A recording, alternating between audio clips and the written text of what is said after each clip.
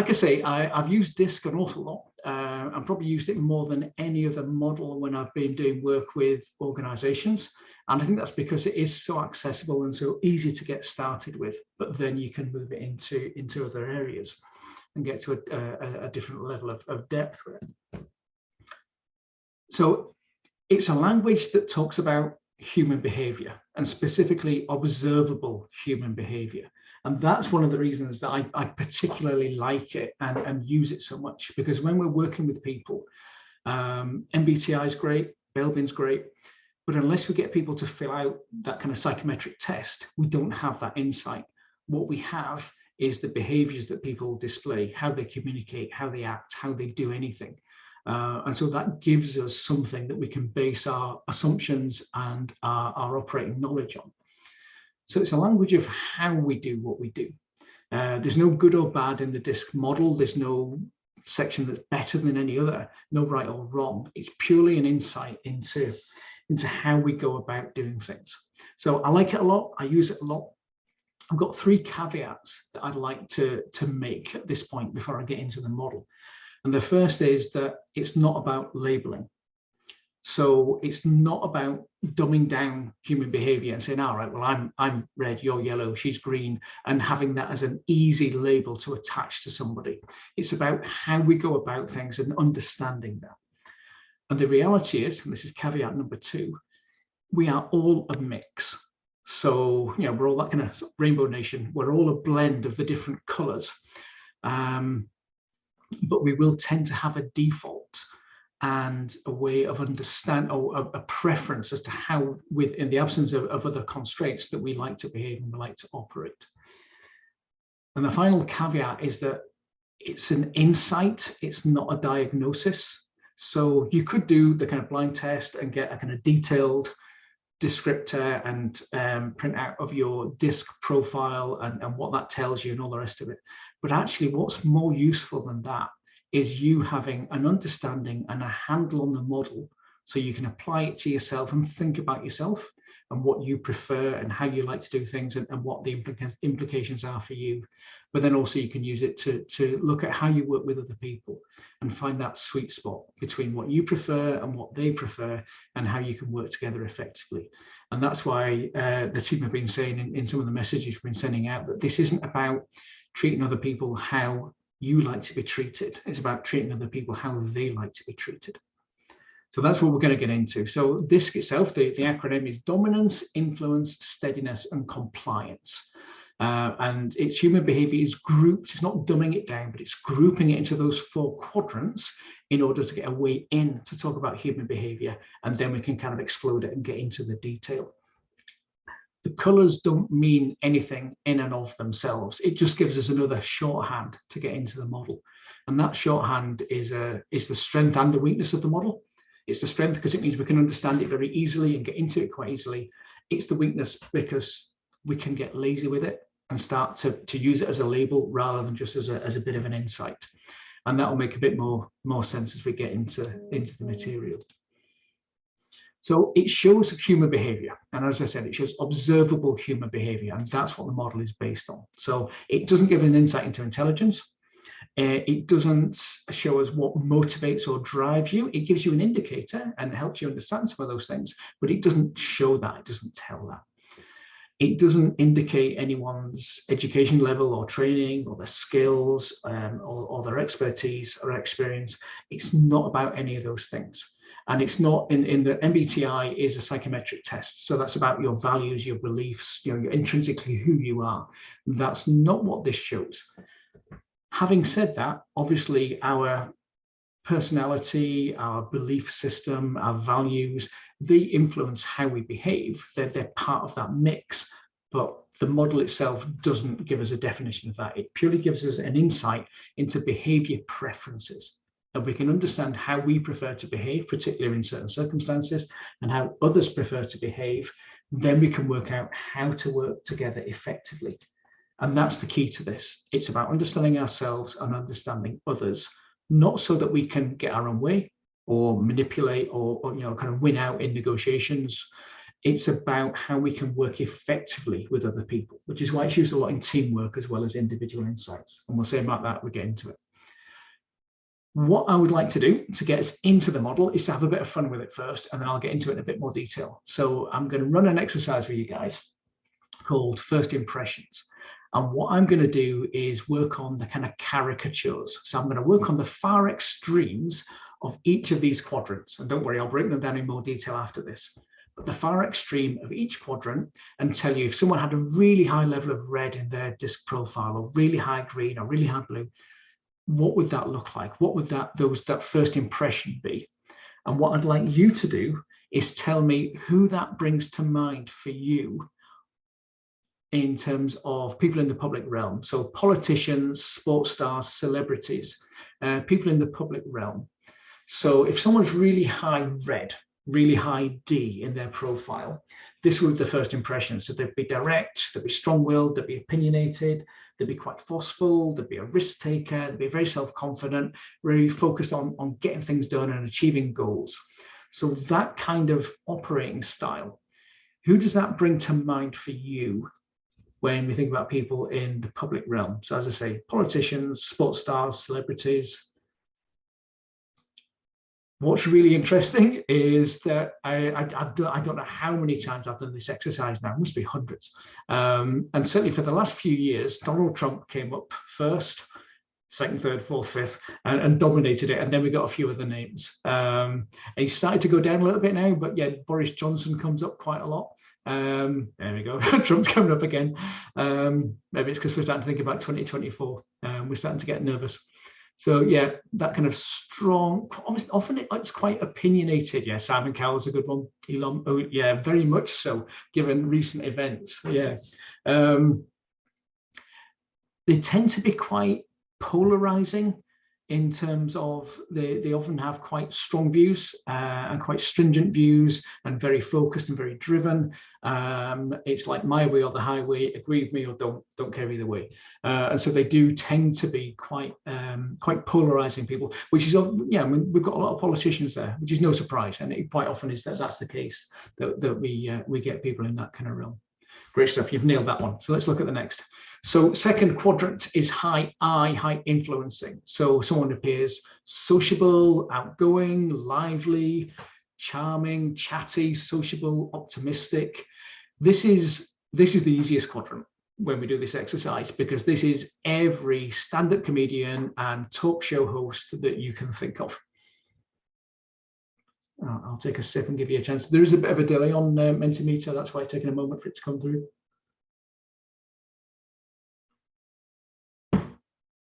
Graham Norton every time, and twice on Sundays. Lorraine Kelly, yeah. Russell Howard. Hugh Grant, yeah, I think so.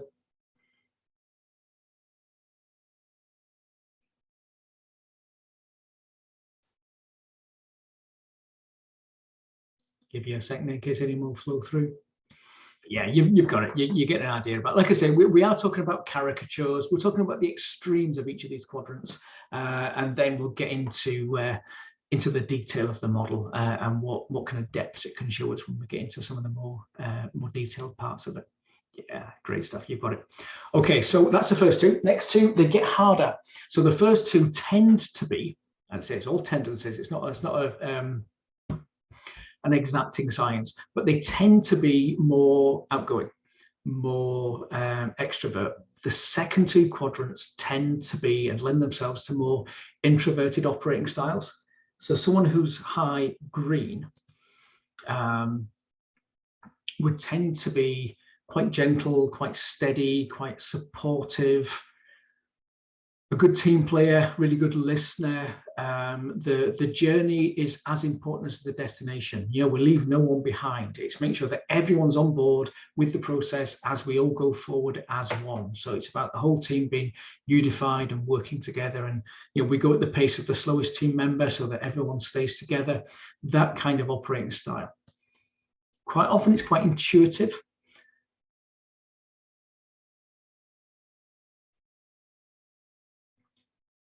So this is, I find lots of this stuff quite fascinating, but we've talked, and quite often get into quite deep conversations about leadership styles. and what it takes to be a good leader. And you see, we've got Desmond Tutu, we've got Jacinda Ardern, in their respective fields, both, the church and the country, very prominent people, leaders of their organizations, leaders of their countries, but with a very different operating style to, say, the politicians that we saw coming out when we looked at the Red operating style, for example. So I think it's interesting to think about what it takes to take certain roles on. And it underlies and underscores the point that this isn't about what you do, it's about how you do it. So yeah, I think Mandela is a great shout and a really strong one. Michelle Obama's there. Quite often Barack Obama comes up at this point as well. No drama Obama, steady, calm, unruffleable, if that's a word. But nothing, didn't get worked up about things. A really kind of steady approach and supportive and collegiate way of working. Great stuff, you've nailed it. So final quadrant is high blue, so high conscientiousness. So it's about the first impressions would be someone who's quite private, quite analytical, logical, reserved, almost a bit standoffish, quite cold, might come across as quite aloof. So for this one, you can use fictional characters as well as people in the real world, because I think, for my money, this is the most difficult one to think of people for. So we can go fiction as well as real life, but someone who's got that kind of reserved, skeptical, quiet first impression. As you can see, this is what I mean by being a bit less outgoing and a bit more introverted as an operating style. So who's coming to mind for us here?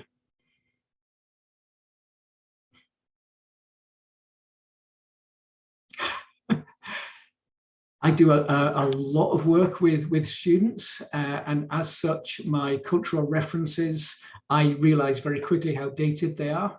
I feel like I'm in much firmer ground here. So yeah, because Sherlock Holmes and Sheldon Cooper, when I talk about fictional characters, are my two go-tos for this kind of operating style.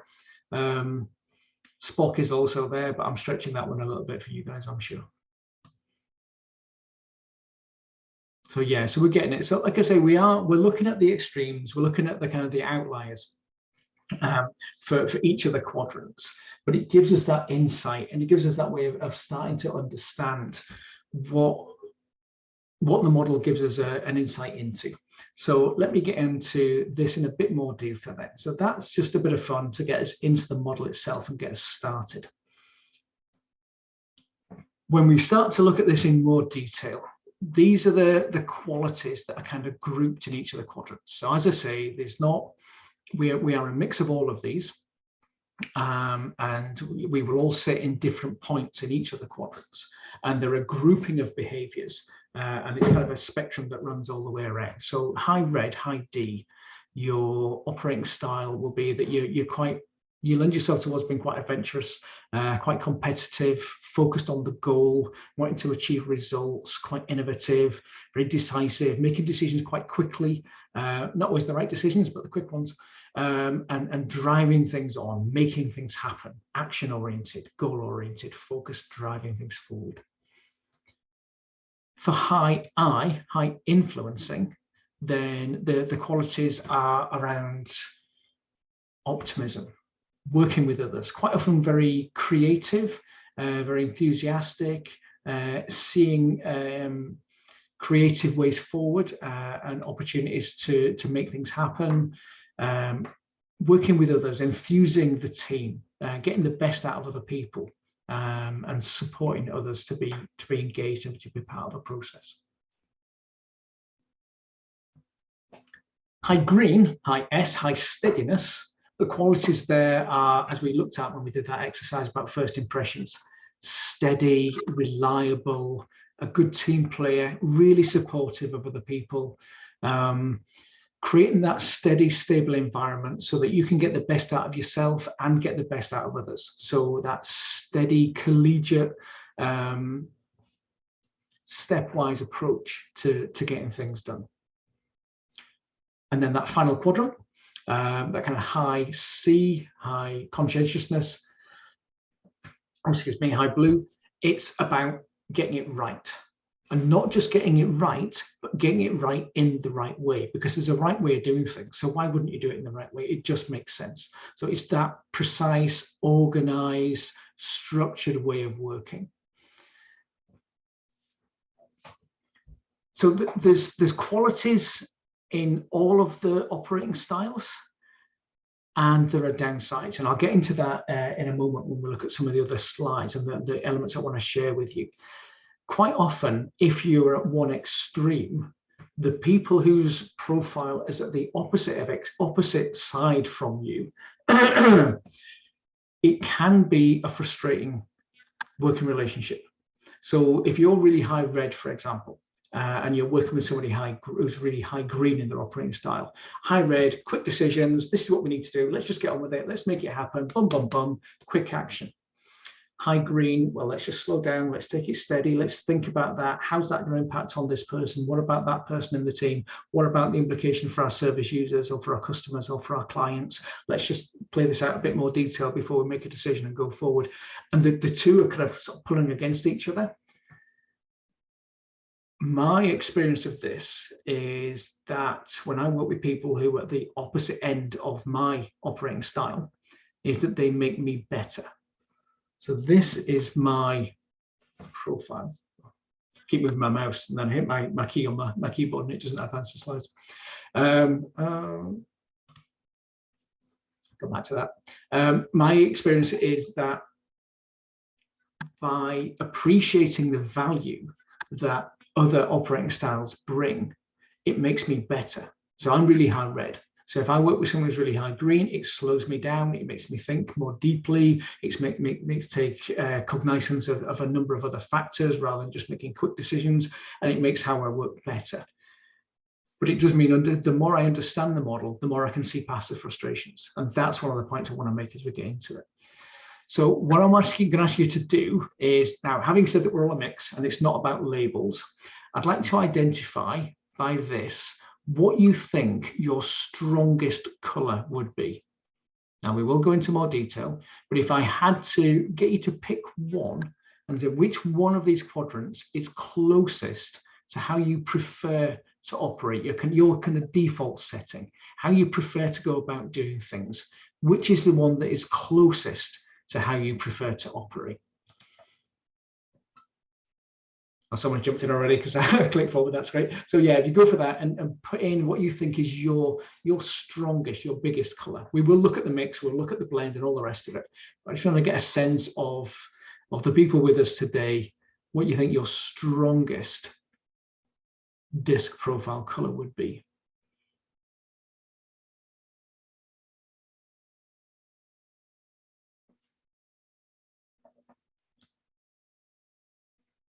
Good stuff. That's 70. I'll give you a minute. Just let other votes are just coming through. It's a bit like Eurovision. Waiting for all the votes to come through.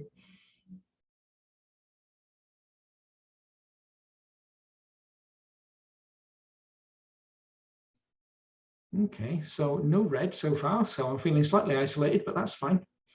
Being red, I'm okay with that. Okay, excellent. So interesting. So for those of you, some of you I know have done this before. And I've probably done quite a detailed analysis and had some kind of formats done. So you'll have a good insight. For those of you who haven't, and this is your first exposure to the DISC model, be interested to see how you feel this might change as we go through.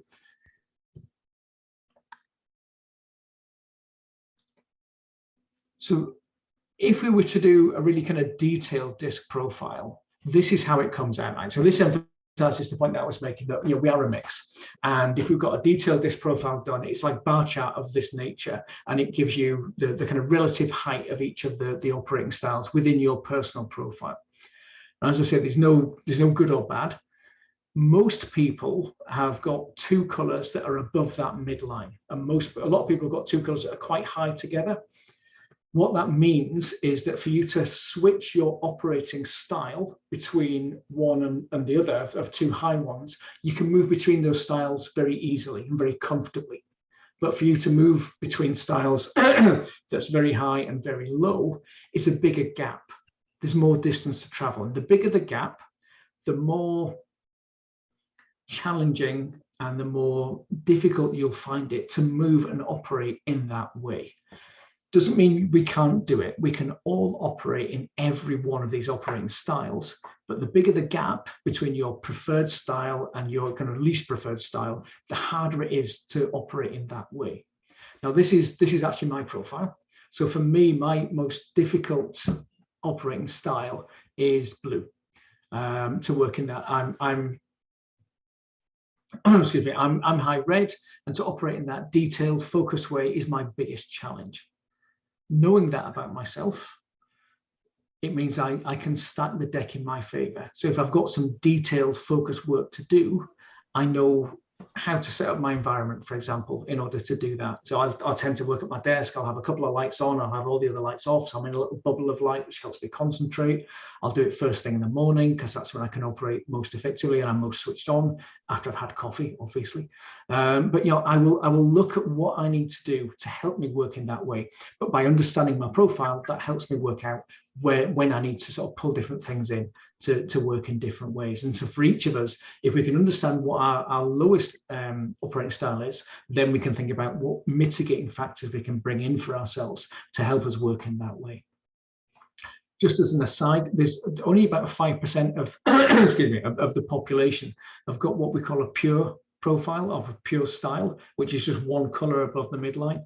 That's not good or bad in any way. It just is what it is. So I say most people have got two higher.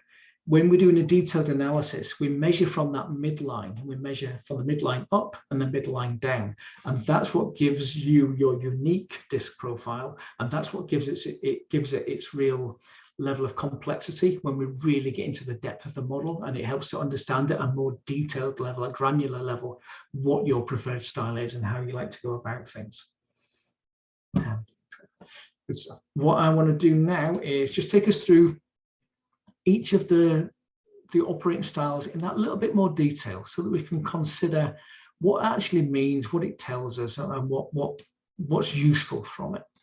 So got a slide like this for each of the operating styles. So if someone's high D, if that's their preference, and there's a lot of D, a lot of dominance, a lot of red in their operating style, competitive, innovative, like to work quickly, focused on the goal. So a good environment, a supportive environment, a natural environment is where they're free from too much control and supervision. They can express their own ideas. It's not a boring routine. They get to do something differently. They get to take on challenges. How hard can it be? I'll give it a go. They're kind of focused on the future and looking at how they can achieve something, how they can make something different, how they can make something happen. The value that someone with a high red profile brings to a team is that they will get stuff done. They will drive things. If things are getting talked around and bouncing around the houses, they will drive things forward. They will tend to challenge themselves and other people, and there are times when that's useful. But for each of our operating styles, there is benefits and then there are challenges. So our weaknesses are our strengths overplayed. Okay, I'll say that again. Weaknesses are strengths overplayed.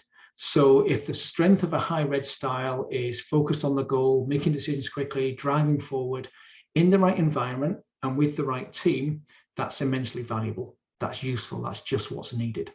But there are times when that's not the right approach to take. Maybe there's been a restructure, maybe the team's feeling a bit bruised, where it's just not the right environment or the right mix of people to take that kind of approach.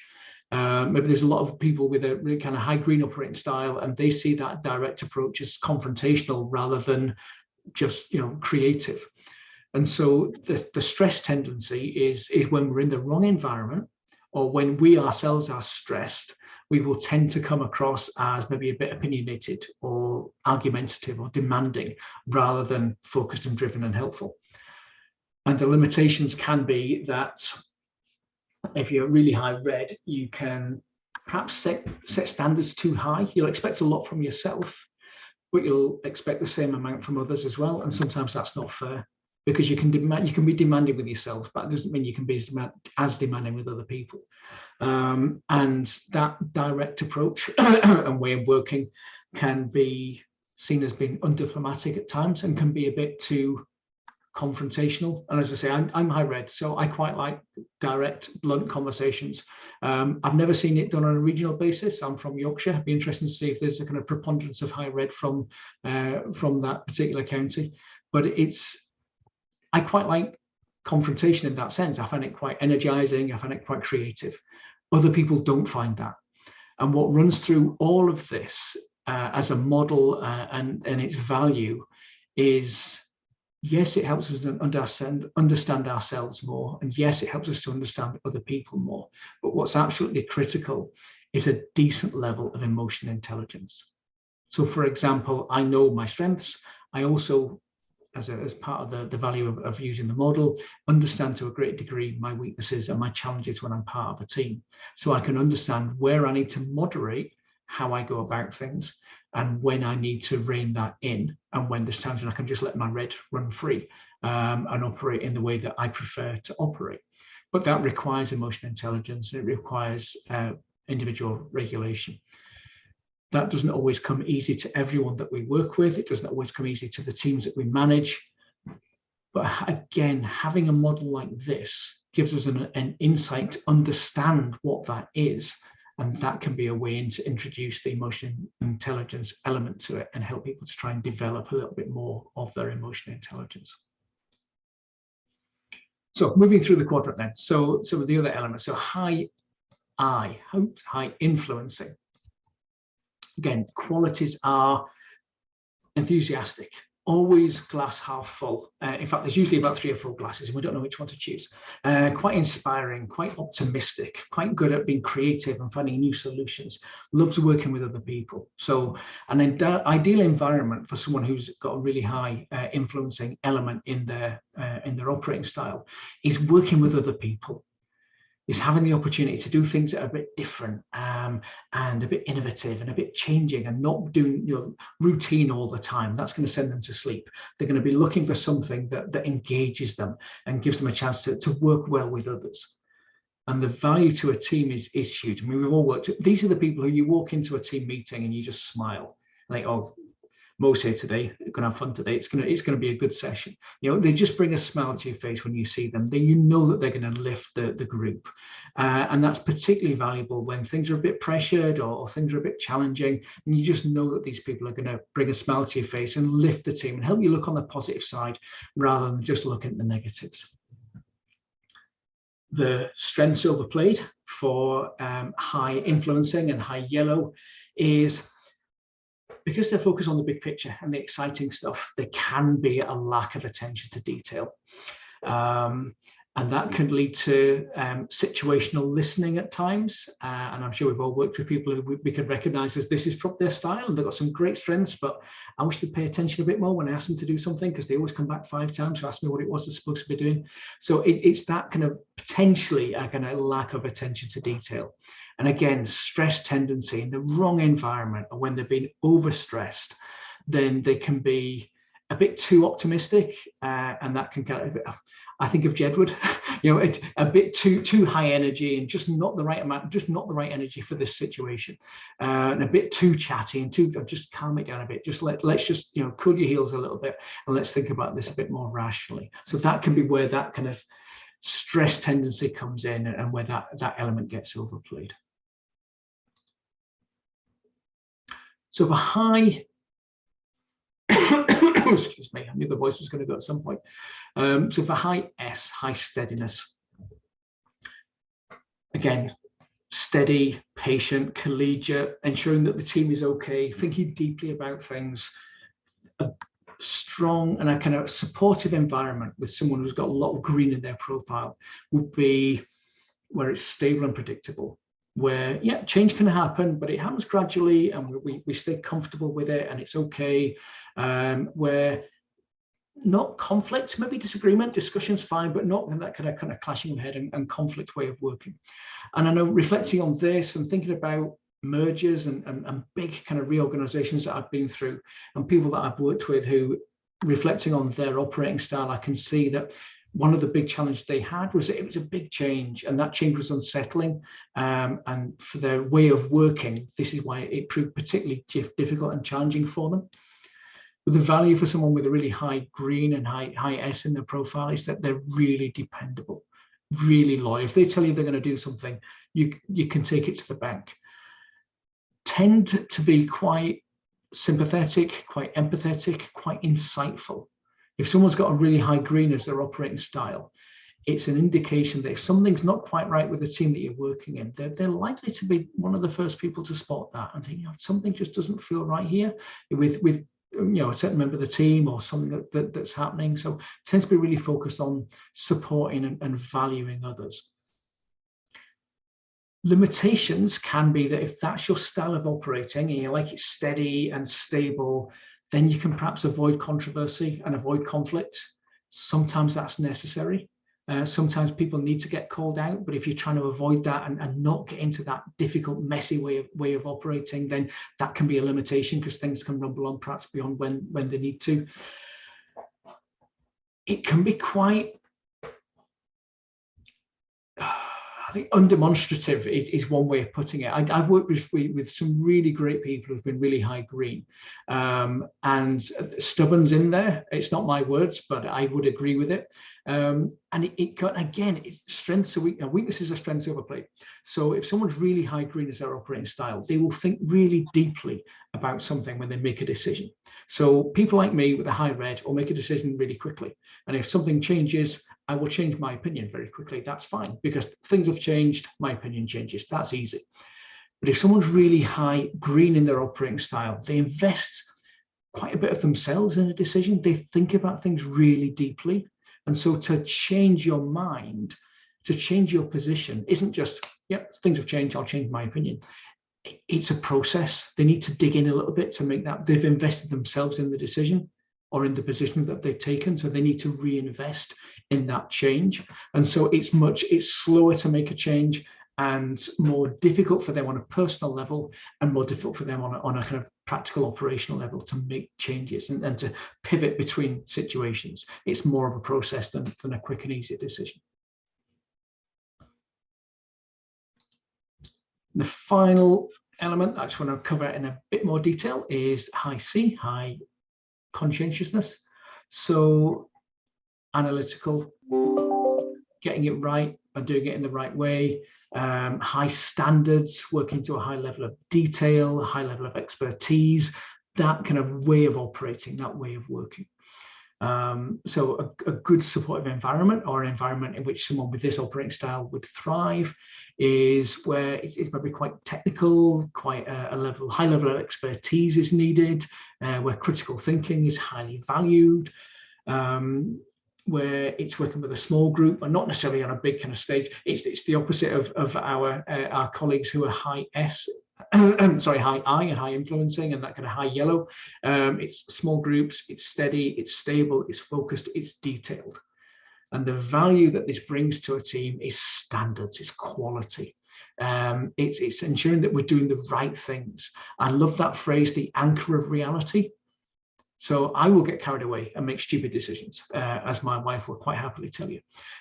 People who are high influencing, again, are really, they're big picture. They're looking at the high expectations. They're looking at where we might go and that kind of big picture stuff. Someone who's really high blue in operating style is like, well, that's all well and good, but how will that work? Why will that work? Prove that that's the right way to go about this. And it anchors things in, not just in the aspirations, but the reality of how we're going to make it happen.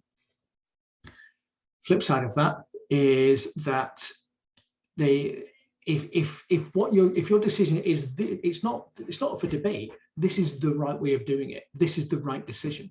So if someone criticizes that, they're criticizing you. So criticism can be quite personal, can be quite challenging.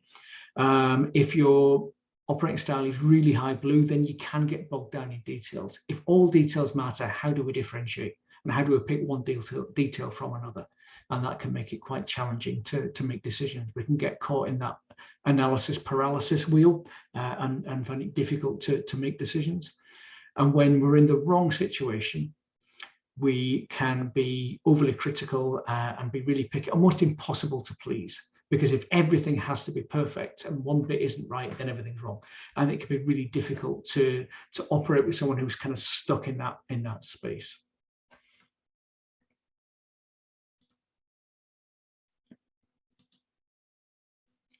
So that, it's a real whirlwind tour, guys. I mean, I have done 2 full days on this and never done it justice. So it's a topic that I really enjoy. And as I said at the start, I find it really useful because to get into the model to start with, it's really accessible and it's easy to make a start. And just in that first exercise, when we looked at kind of the extremes of operating styles and took a punt as where we thought we might put ourselves, we can all do that quite easily. And I've done that with, as I say, hundreds of groups now where people can look at one slide, I give them a little bit of information and they make a decision. And it's a good way to get started. But then we can dig into it in a lot more detail. It's used in a lot of different environments. I've used it most in team building and either helping teams work out how they can work effectively together or what's going wrong with the team and how they can perhaps reformat teams and look at them.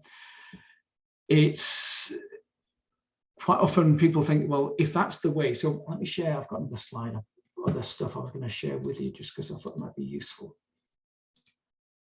So when we do it on a team basis, has that slide come up? Can you see a slide? I can't see anybody now, I've lost you. Nope, no slide yet. All right, okay. I'll need to do that differently, bear with me. Because I wasn't sharing my screen, that would make a difference, wouldn't it? I did say it'd been a long day, didn't I?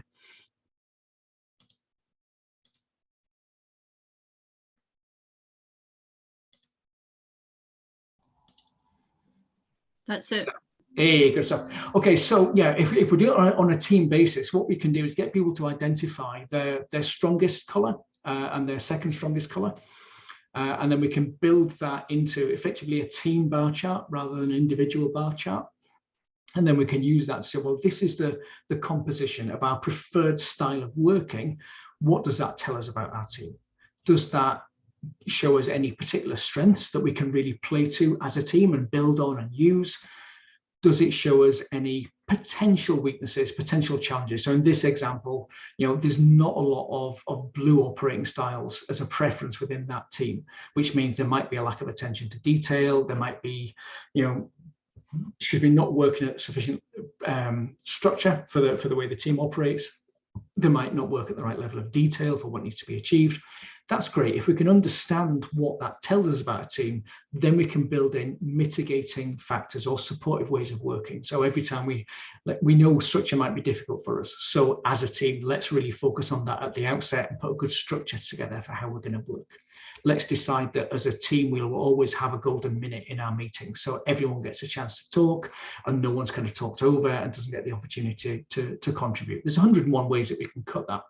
But it gives us that insight as to what's our strengths, what's our potential challenges, and how can we go about building the strengths and mitigating the challenges. So that's how I've used it most. And quite often I'm asked about, well, is the best thing to try and identify a team that's then really level and doesn't have any kind of particular peaks? And if I'm honest, the answer is no. Some of the most effective teams that I've seen and that I've supported have been really imbalanced. But what's important is not having a balance, but understanding where they're imbalanced so they can do something about it. So again, same for all of us. It doesn't matter. We've talked about the ideal or a potentially good supportive operating environment for each of the profiles. We don't need to be in that. But if we understand what our challenges might be for us and our particular preferred style in a certain environment, then we can adapt it. So I've seen this mapped out with, I didn't do it, but I've seen the map out, and it was with a sales team. It's quite a big sales team. And as you might imagine, a lot of the sales reps were high yellow, high red. They were focused on targets. They were focused on achieving goals because that's how they earn their income. But they liked people. They liked getting out. They liked engaging. That was what lit a fire under them. So it wasn't really a surprise that a lot of the sales team sat in that space. But there's always outliers, and there were people who were really high blue, high green in that sales team who were really high performers.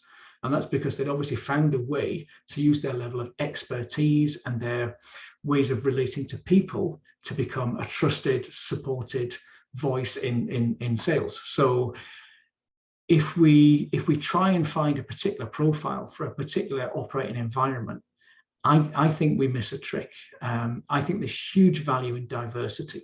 And it might be that a particular operating style is is well disposed to a certain environment or a certain industry, but by having people with different styles in that industry, it gives access to a different approach and different perspective and a different way of working. And ultimately, diversity always brings strength. So having that diversity gives strength to a team, gives strength to an organization, and gives strength to how we work together.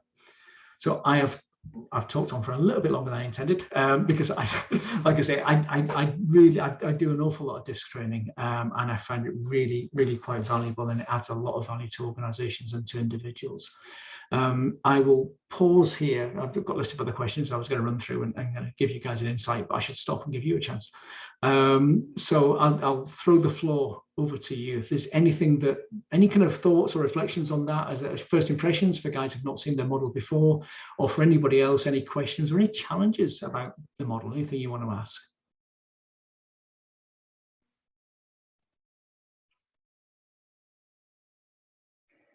Can I ask a question? It's Stuart McDonald here, Dave. Yeah, go for it, Stuart. Dave, when you talk about groups and working with DISC profiles within a group, say for example a sales team, how would you look at diversity within a sales team as being a strength? And when you're looking at DISC profiling, if you look at clients within a sales environment, should you put like for like DISC profiles, i.e. a salesperson with a high D into a client with a high D? Or how would you suggest that type of relationship works? So yeah, really great question. And 2 points there. One, you asked about diversity and strength and having that sort of differentiation within the sales team. I think it does give strength. So let's say, for example, the example I was talking about where lots of the sales team were having a high yellow, high red, but you had 1 or 2 people who were really high blue, high green. You will have some customers who, I don't want the glitz, I don't want your big sales spiel. I want to talk to someone who I feel really understands the nuts and bolts of this industry, really understands me as a customer, and has that really high level of credibility, because that's what I value. And so you identify, you're right, you match the customer to the person who connects best with them. Now, it might be that if you've got a customer, this brings on to the second question, if you've got a customer that's high D and you've got a salesperson that's high D, they might connect really well and they might just click and it might work, or they might spark off each other because they might both think they're right. And it might be that actually that person who's high D, what they value most of all is expertise. And if you've got a salesperson who's got a lot of detailed knowledge, they might be the best person connect to them. So I think question 1, yes, diversity adds strength. It adds more strings to your bow of your sales team. In terms of matching it to clients, unhelpfully, I think it depends. But I think it depends. You need to know your clients and know what your clients value. And so when you know what your clients value, then you can match them to a salesperson or to a representative who matches up with what they value. And that will give you the best impact with that particular client. Thanks, Dave. No worries, no problem. Len, you got your hand up. Yeah, I managed 2 quite different teams both in political spheres. And I noticed something on that last slide you shared, where someone had, I think it was green was first and red was second, or vice versa. I wonder how easy it is to adapt how you approach somebody when their first and second preferred operating styles are so completely different. Mm-hmm. It starts with knowledge. So it starts with having an understanding of the model. And this is what I said at the start, that it gives us the lens of the language. So when we understand the model, so we can look through that lens, see other people's operating styles. We can understand them and we can see them at a great level of depth and complexity. So that's the first thing. I think once we've got that lens, then we can use that as a language to potentially talk about it. Okay, so I prefer to work in this way. I can see that you prefer this. What's our meeting in the middle point? And even if you're not in a position to have that sort of quite structural conversation around DISC, just understanding people at a greater level helps us to identify how we can tap in, because sometimes it's just the language that we use. Yeah, that feels right to me. Oh, right, feels right. Not that's the right decision. The data tells me this, but that feels right. Okay, so that person's working on gut instinct. So chances are they're probably high green, which this is where it gets, like I say, I love the model, but we can overplay it. So just because we think someone is got green in their profile, we can't make too much of an assumption, but it gives us a starting point. And then we can use that to start to get to know them a bit better. And the more we get to know someone, the more we can understand. Let me share another model with you, because actually I've got something that probably help. I lost my share screen now. Bear with me.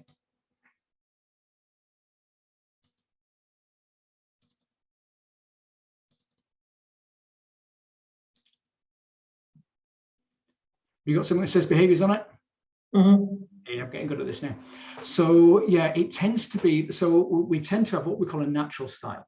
So that triangle, think of the dotted line as sea level, and the natural style pokes out a little bit, but what flaps in the wind up above it all is our adaptive style. So any environment that we're working in, we naturally adapt to that environment. We understand what it's going to take to be successful here. We understand what it's going to take to communicate and to operate effectively with the people within this team or with this particular environment. And so we naturally adapt our style. And depending how close that is to our natural style, it will either be quite easy for us to adapt into that way of working, or it'll be quite difficult.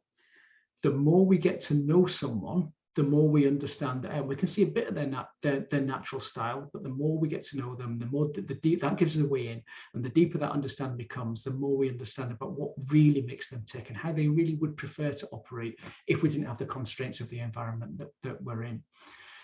What I like about this model, it shows how that kind of flows down. So our natural style flows on from our motivators.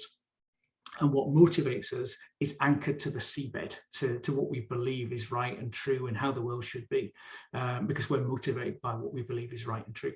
So the natural style is fairly static, but the adaptive style moves around, and that's where it gets interesting, because sometimes you need to see past that adaptive style to start to get to get a bit of insight into someone's natural style, and then we can get, as you say, into more of the depth on that and understand people in more detail.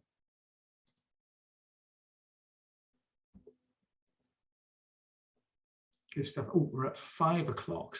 So I don't need to dash off. So if people want to stay around and chat a bit more, I'm more than happy to stay in and answer a few more questions. Let me just briefly say that, as I said, this is part of the business development process. The guys at Lean Marketer will send out stuff to everybody. We'll send out all the recording from today, and we'll send out all the slides from today, and we'll do a follow-up.